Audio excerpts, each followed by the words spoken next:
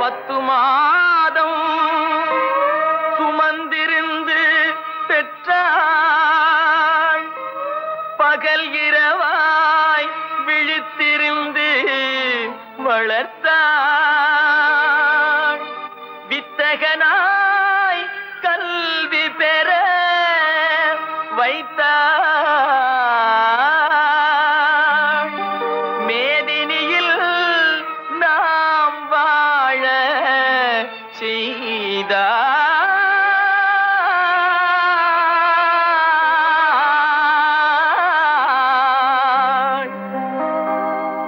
அன்னையை போல் ஒரு தெய்வமில்லை, அன்னையை போல் ஒரு தெய்வமில்லை.